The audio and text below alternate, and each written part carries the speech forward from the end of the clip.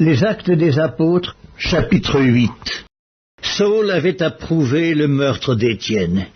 Il y eut ce jour-là une grande persécution contre l'église de Jérusalem, et tous, excepté les apôtres, se dispersèrent dans les contrées de la Judée et de la Samarie. Des hommes pieux ensevelirent Étienne et le pleurèrent à grand bruit. Saül, de son côté, ravageait l'église. Pénétrant dans les maisons, il en arrachait hommes et femmes et les faisait jeter en prison. Ceux qui avaient été dispersés allaient de lieu en lieu annonçant la bonne nouvelle de la parole. Philippe étant descendu dans une ville de la Samarie, y prêcha le Christ. Les foules tout entières étaient attentives à ce que disait Philippe lorsqu'elles apprirent et virent les miracles qu'il faisait, car des esprits impurs sortirent de plusieurs démoniaques en poussant de grands cris, et beaucoup de paralytiques et de boiteux furent guéris. Et il y eut une grande joie dans cette ville. Il y avait auparavant dans la ville un homme nommé Simon, qui, se donnant pour un personnage important, exerçait la magie et provoquait l'étonnement du peuple de la Samarie.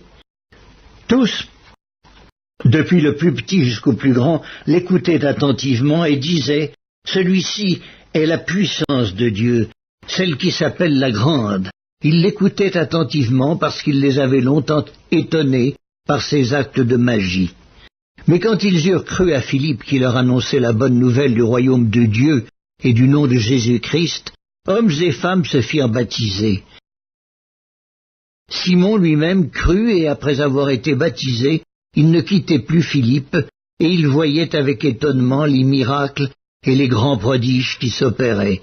Les apôtres qui étaient à Jérusalem ayant appris que la Samarie avait reçu la parole de Dieu, y envoyèrent Pierre et Jean. Ceux-ci, arrivés chez les Samaritains, prièrent pour eux afin qu'ils reçussent le Saint-Esprit, car ils n'étaient encore descendus sur aucun d'eux. Ils avaient seulement été baptisés au nom du Seigneur Jésus. Alors Pierre et Jean leur imposèrent les mains et ils reçurent le Saint-Esprit.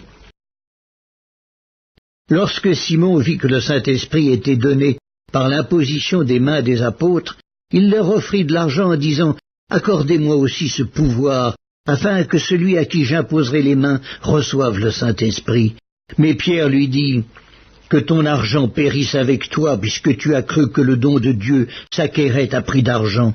Il n'y a pour toi ni part ni lot dans cette affaire, car ton cœur n'est pas droit devant Dieu. Repens-toi donc de ta méchanceté, et prie le Seigneur pour que la pensée de ton cœur te soit pardonnée, s'il est possible.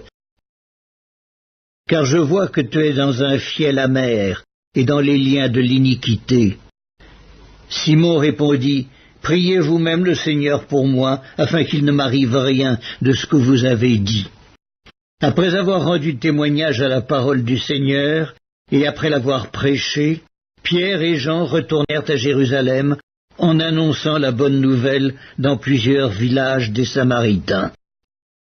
Un ange du Seigneur s'adressant à Philippe lui dit « Lève-toi et va du côté du Midi, sur le chemin qui descend de Jérusalem à Gaza, celui qui est désert. » Il se leva et partit. Et voici un Éthiopien, un eunuque, ministre de Candace, reine d'Éthiopie, et surintendant de tous ses trésors, venu à Jérusalem pour adorer, s'en retournait, assis sur son char, et lisait le prophète Ésaïe. L'Esprit dit à Philippe, « Avance et approche-toi de ce char. » Philippe accourut et entendit l'Éthiopien qui lisait le prophète Ésaïe. Il lui dit, « Comprends-tu ce que tu lis ?» Il répondit, « Comment le pourrais-je si quelqu'un ne me guide ?» Et il invita Philippe à monter et à s'asseoir avec lui. Le passage de l'Écriture qu'il lisait était celui-ci. « Il a été mené comme un brebis à la boucherie, et comme un agneau muet devant celui qui le tond, il n'a point ouvert la bouche.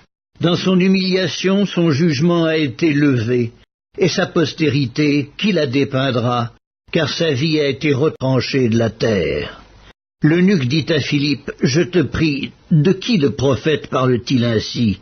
Est-ce de lui-même ou de quelque autre ?» Alors Philippe, ouvrant la bouche, et commençant par ce passage, lui annonça la bonne nouvelle de Jésus. Comme ils continuaient leur chemin, ils rencontrèrent de l'eau. Et l'eunuque dit, « Voici de l'eau, qu'est-ce qui empêche que je ne sois baptisé ?» Philippe dit, « Si tu crois de tout ton cœur, cela est possible. » L'eunuque répondit, « Je crois que Jésus-Christ est le Fils de Dieu. » Il fit arrêter le char. Philippe et l'eunuque descendirent tous deux dans l'eau, et Philippe baptisa l'eunuque. Quand ils furent sortis de l'eau, l'Esprit du Seigneur enleva Philippe, et l'eunuque ne le revit plus.